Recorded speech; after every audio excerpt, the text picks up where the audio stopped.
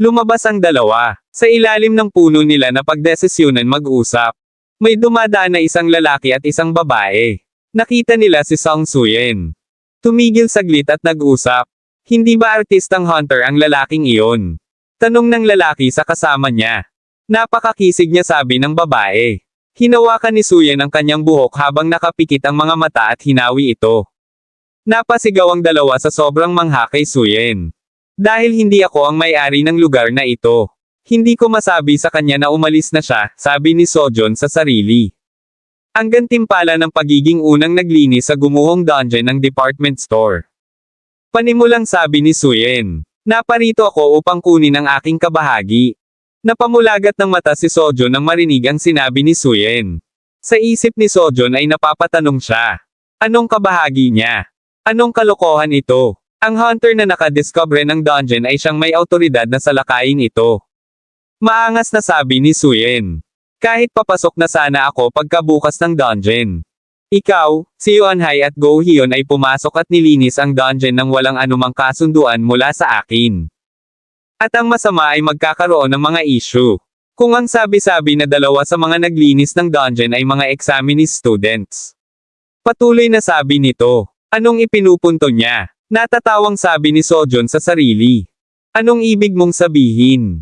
Ang lahat ay may karapatang salakayin ang isang dungeon na lumitaw sa unang pagkakataon, sabi ni Sojun. Kailangan mo lang ibigay sa akin ang gantimpala ko. Sa tingin mo ba may karapatan kang makipagtalo sa akin ngayon? Ako bilang isang Night Guild leader. Isang artista na may magandang reputasyon. Walang magandang lalabas sa pagiging kaaway ko. Mas lalo pa. Para sa isang rookie hunter na walang anumang suporta o reputasyon.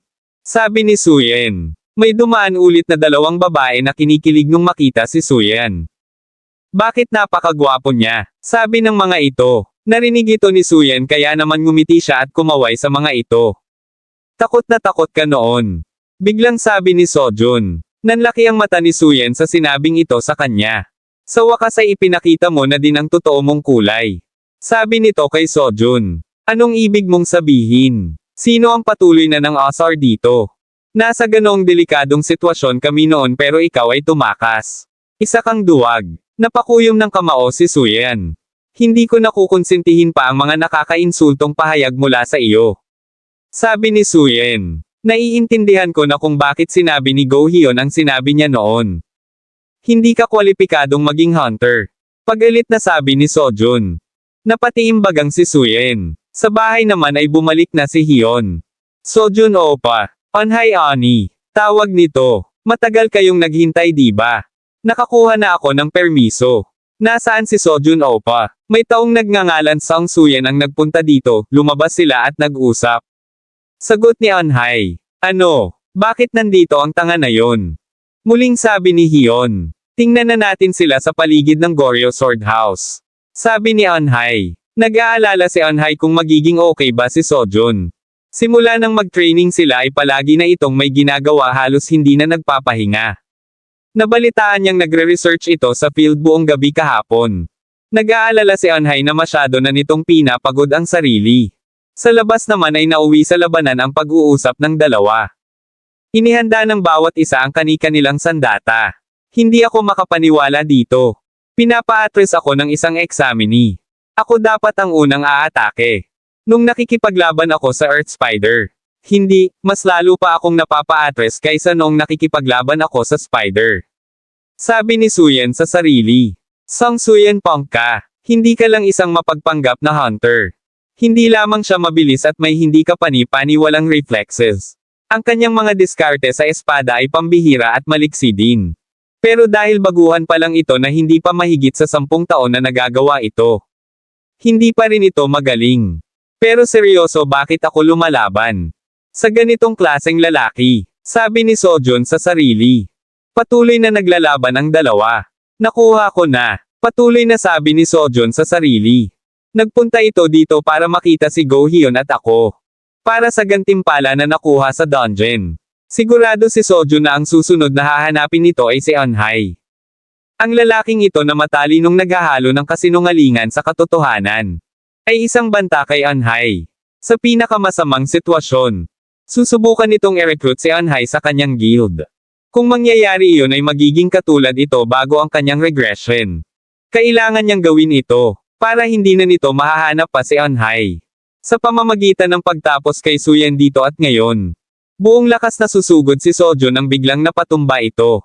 Ano? Masyado ko bang pinilit ang sarili ko? Bakit kailangan pang mangyari ngayon? Sabi ni Sojun sa sarili habang nanlalabo ang mga matang nakatingin kay Suyen. Nagtatakang nakatingin dito si Suyen habang hawak ang kanyang espada. Susugod siya na may nakakatakot na aura. Sa tingin ko ay naubusan na siya ng stamina dahil sa sobrang paggamit niya ng mana. Swerte ko. Nabigla si Suyen sa naisip niyang ito. Swerte ko. Walang paraan na aaminin kung napapa-address ako ng isang rookie hunter na katulad niya. Siguro pwede ko na siyang tapusin ngayon. Sa isang banda naman ay hinahapong nakayuko si Sojun. At pagtakpan ito sa pagsasabing aksidente ito habang nagsasanay. Kung mag-donate ako ng ilang beses para pagtakpan ang mga bagay-bagay, siguradong makakatakas ulit ako, sa pagkakataong ito. Habang hawak ang kanyang espada ay buong lakas nitong tatapusin si Sojun. Pero may biglang sumangga sa espada niya. Tumalsik ito palayo. Hawak ang kanyang kamay nakatingin si Suyen sa matanda. Ang Sword Saint, takot na nakatingin dito si Suyen. Bagaman ito ay isang lugar kung saan maraming pagsasanay ang nagaganap. Lumagpas na sa linya ang espada na hawak mo ngayon. Umalis ka na dito. Malakas na sabi ng Sword Saint habang nakatutok ang espada kay Suyen. Gulat na nakatingin si Eunhye at Hee. Ayon sa nadatnan nila. Nakaluhod si Sojun habang nasa harapan naman nito ang Sword Saint.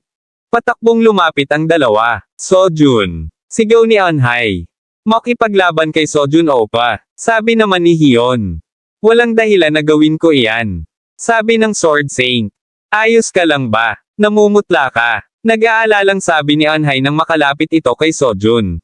Ayos lang ako. Medyo napagod lang. Sabi ni Sojun. Habang dinadala ang iyong kalaban sa isang sulok ay isa sa mga diskarte na maaaring gamitin. Mukhang dinala mo rin ang sarili mo. Habang masarap magpalubog sa pagsasanay. Huwag kalimutan na ang pahinga ay bahagi din nito. Hinawakan ng Sword Saint ang ulo ni CLA. Tuwang-tuwa naman si CLA. Kung dahil sa field, papayagan kitang pumasok sa ibang pagkakataon. Dagdag na sabi ng Sword Saint. Maraming salamat, sabi ni Eunhye. Sa isip ni Sojun ay ang Sword Saint ay hindi isang taong kumikilos ng may mali siya. Siguro kinakabahan siya ng walang dahilan dahil sa nangyari noon bago ang kanyang regression. Papatawan kita. Pagkatapos magpahinga ng kaunti, sabi ni Suyen na tumatakbong palabas ng Goryeo Sword House. Makailang araw ay pumunta na sina Sojun at Eunhye sa field. Nag-usap muna ang dalawa. Okay ka na ba? Tanong ni Eunhye. Salamat sa iyo. Nasa pinakamagandang kalagayan ako ngayon. Sagot ni Sojun. Sa isip ni Sojun ay hindi niya inaasahang matutulog siya ng 2 buong araw. Ngayon ang mahalaga ay ang aktwal na laban nila. Hindi tulad ng dungeon. Hindi tumutunog ang field sa alarm. Tiningnan mo ba ng mabuti ang mga isinulat kong tala? Tanong ni Sojun. Siyempre, naintindihan ko ang mga tala, kaya dapat nating i-clear ito ng walang gaanong problema. Nasaan si CLA? Si Hyun ang bahala sa kanya sa pasukan ng field. Sa kasong iyan, makakapag-relax tayo at makakapag-focus din sa laban. Tapusin na natin ito agad. Miss ko na si CLA. Pumwesto na ang dalawa. Unti-unti na silang nilalapitan ng mga halimaw. Naiinggit ako kay Hyun. Kahit sa oras na ganito malamang ang saya niya sa pakikipaglaro kay CLA diba? Ito ang mommy bear at ang may hawak ng tungkod ay ang daddy bear. Ito naman si CLA bear. Gulat na gulat si Hyun sa nakikita, may dala pa siyang ibang bear. Kusang gumagalaw ang mga manika. Sabi ni Hyun sa sarili. Tuwang-tuwa naman na naglalaro si CLA. Maganda ang kuneho Hyun Ani. Sabi nito. Sa estado ng liwanag mula sa mana. Parang wala nang nakaligtas o nagtatago.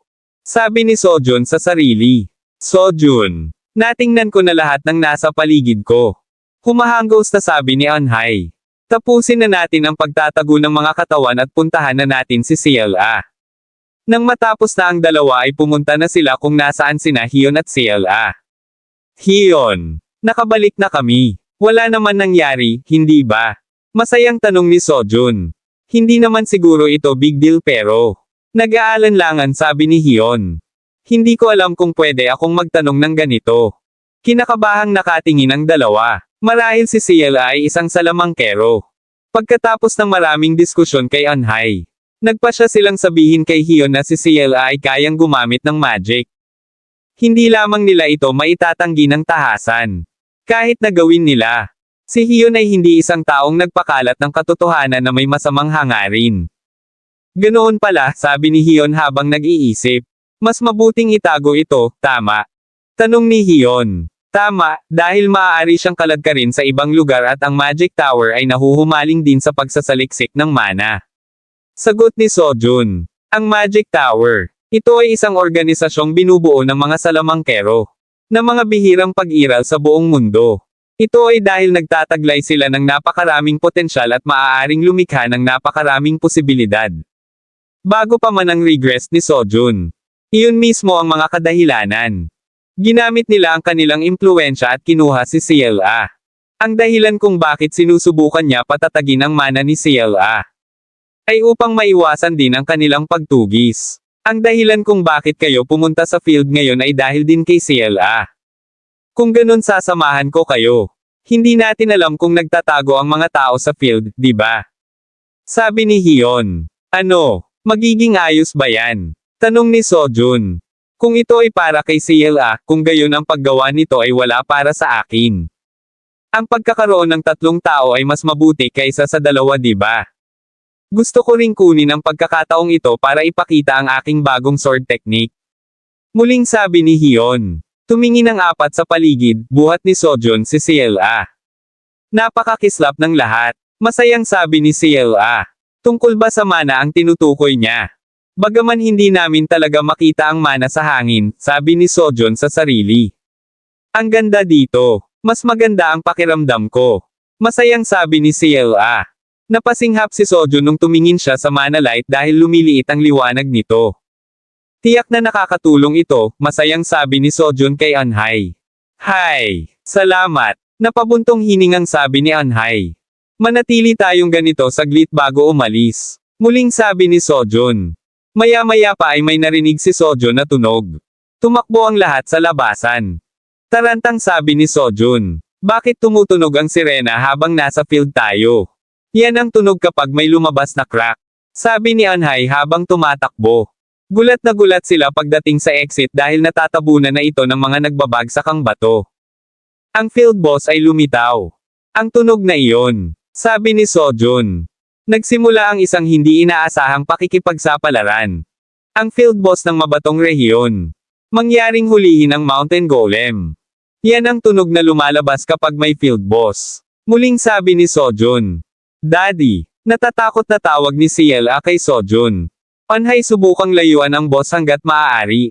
Dahil ikaw ang pinakamabilis, sigurado akong mapoprotektahan mo si CLA ng ligtas. Sabi ni Sojun. Pinapasok ko lahat. Matapos makumpirma na hindi ito ang panahon para sa pangingitlog ng field boss.